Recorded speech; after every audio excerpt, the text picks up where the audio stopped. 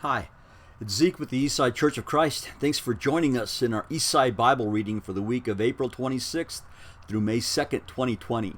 As we continue in the pages of the book of 1 Samuel, we see where Israel got the king that they asked for, a Benjamite named Saul.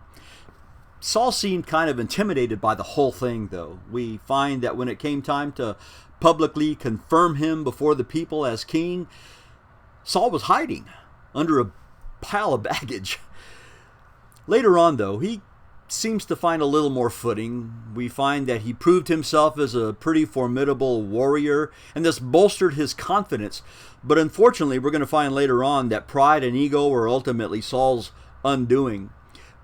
Interestingly, as we continue through Saul's story, we see a man who wavers constantly between self-doubt and self-confidence.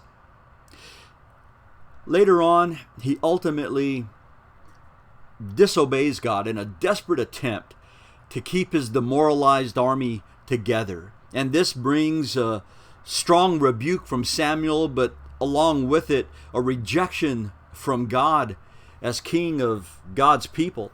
We are introduced to a young man named David, the one whom God selects to be king. And from here, we see the story shifting firmly to David. Even though we'll see Saul for a little while longer, really the story becomes David's.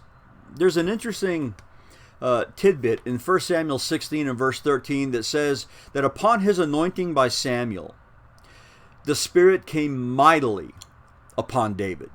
And we see that in chapter 17. 1 Samuel 17 is that well-known story of David's fight with the giant Goliath. But when you look at it, the story isn't really about that famous fight. What it's about is to show the glaring differences between Saul, the king whom Israel wanted, and young David, the king whom Israel needed. As we go to the New Testament, the continuing narrative in Acts, in chapters 8 through 12, we had seen earlier at the end of chapter 7, where we get this brief introduction to a young man also named Saul. Not King Saul, but this was a Pharisee named Saul. Now, we're going to find that later on, this Pharisee named Saul in the New Testament becomes a vehement persecutor of Christians. We see that the gospel begins to spread, just as Jesus said it would, throughout Judea, on into the north to Samaria, and then we see it going further south. In chapter 8, we read about an Ethiopian who was visiting Jerusalem, who although was not apparently a Jew, he was a worshiper of God. And through the work of Philip in the desert south of Jerusalem, he was baptized into Christ and no doubt took the gospel with him to Jerusalem, or rather to Ethiopia. Meanwhile, Saul is on a rampage, a murderous mission to do away with Christianity if he could. He's on his way to Damascus, and on the road to Damascus, he's met by Jesus. Jesus asks him plainly, "Saul, why are you persecuting me?" And at that point, Saul recognized that his mission against Jesus was the one he had been carrying out against his followers. Saul goes into Damascus and he's told there about what he's got to do. Meanwhile, he's blind and hadn't taken anything to eat or drink for 3 days. The guy was beside himself. His world was upside down. He'd come to realize that perhaps he was in the wrong kind of a fight.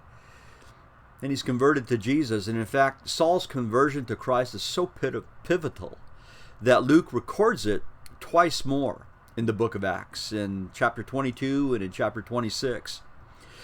Luke takes the time to tell us of the conversion of a fellow named Cornelius, who is a Gentile.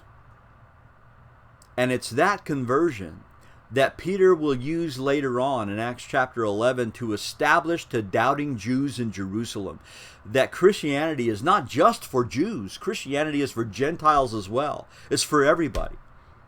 In Jerusalem, Peter was arrested again, and this time he expected death because Herod's killing of James was so pleasing to the Jews that Herod thought, well, I'll just give up Peter as well. And Peter expected to die. But then we're told in chapter 12 of Peter's miraculous release from prison and Herod's painful demise from this world. In fact, it's a story of Herod's death that even the Jewish historian Josephus tells us in the pages of his history book. Finally, as we go through the Psalms, we see that Psalm 38 is a penitent cry of anguish from somebody who is suffering physically from his sin. And Psalm 39 is a wonderful companion to it.